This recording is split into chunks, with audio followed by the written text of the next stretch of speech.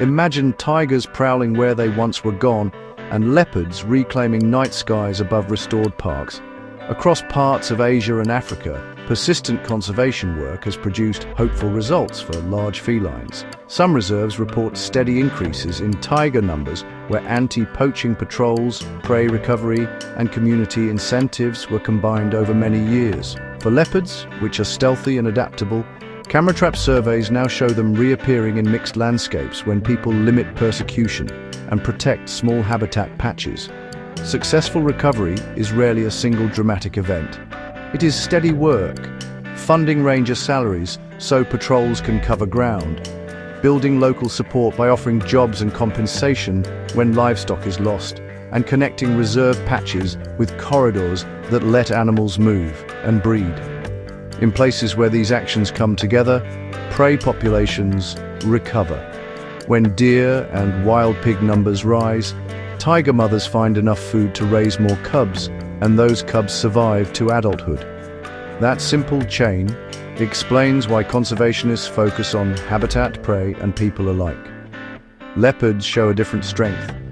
They can survive in smaller patches and sometimes near human settlements if conflict is managed. Where communities use predator-proof enclosures and rapid response teams to recover lost stock, leopards face less retaliatory killing. Camera trap footage surprised many researchers by showing leopards in areas once thought too occupied by people.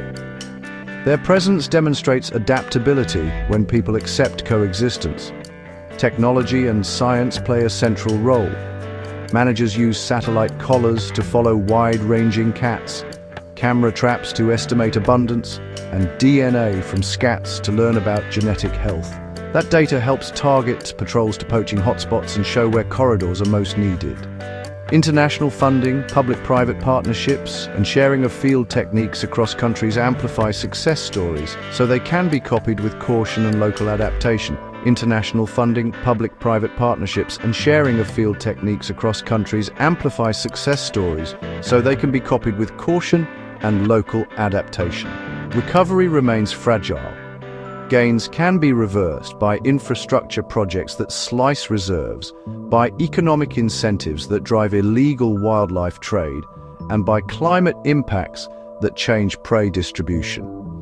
That is why long-term funding and community benefits are critical.